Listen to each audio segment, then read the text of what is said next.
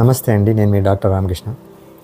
చాలామంది జాయింట్ పెయిన్స్కి లేదా కీళ్ళ నొప్పులకి, అలాగే మోకాళ్ళ నొప్పులకి, అలాగే ఊపిరితిత్తుల సంబంధించిన వ్యాధులతో బాధపడేవాళ్ళు, ఆస్తమాతో బాధపడేవాళ్ళు, స్మోకింగ్ వల్ల వచ్చే సిఓపిడితో బాధపడేవాళ్ళు డాక్టర్ సలహా లేకుండా స్టిరాయిడ్స్ అనేవి నెలలు సంవత్సరాల తరబడి వాడుతుంటారు. స్టిరాయిడ్స్ అంటే ఎగ్జాంపుల్ బీటామెథజోన్ లేదా బెట్నెసాల్, డెక్సామెథజోన్, డెక్సోనా, మిథైల్ ప్రెడ్నిసోలోన్ ఇవి నెలలు సంవత్సరాల తరబడి డాక్టర్ సలహా లేకుండా వాడుతుంటారు. దీనివల్ల మన శరీరం మీద చాలా సైడ్ ఎఫెక్ట్స్ పడే అవకాశం ఉంటుంది. ముఖ్యంగా మన శరీరం బరువు పెరగడము, హార్మోనల్ చేంజెస్ రావడము, ముఖం వాయడము, కాలు వాపు రావడము, మన శరీరంలో రోగనిరోధక శక్తి అనేది తగ్గిపోయి రకరకాల ఇన్ఫెక్షన్స్ గురయ్యే అవకాశం ఎక్కువగా ఉంటుంది.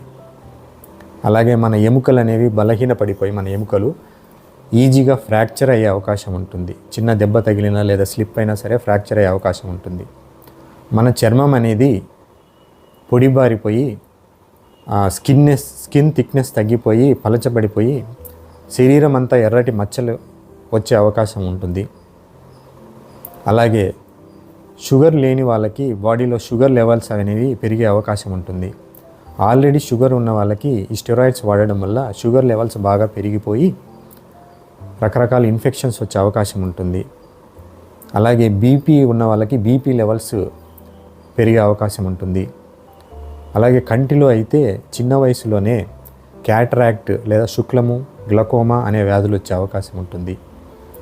చిన్న పిల్లలు అయితే హార్మోనల్ చేంజెస్ వల్ల ఎదుగుదల తగ్గిపోవడము, అలాగే కొంతమందిలో సైకలాజికల్ డిజార్డర్స్, యాంగ్జైటీ, నిద్ర సరిగా పట్టకపోవడము అనేది జరుగుతుంది. కొంతమంది ఈ ఆస్తమా సిఓపిడిలో ఆయాసంకి వాడుతుంటారు ఇన్హేలర్స్ లేదా రోటా క్యాప్స్ అనేవి. ఇవి దీర్ఘకాలం వాడడం వల్ల దాంట్లో స్టెరాయిడ్ ఉండడం వల్ల నోట్లో అల్సర్స్ రావడము, ఫంగల్ ఇన్ఫెక్షన్స్ రావడం అనేది జరుగుతుంటుంది. కాబట్టి డాక్టర్ సలహా తీసుకొని ఎంత డోస్ వాడాలి, ఎంత కాలం వాడాలి అని డాక్టర్ సలహా తీసుకొని స్టెరాయిడ్స్ వాడితే చాలా మంచిది. లేకపోతే చాలా సైడ్ ఎఫెక్ట్స్కి గురి అయ్యే అవకాశం ఉంటుంది. Thank you.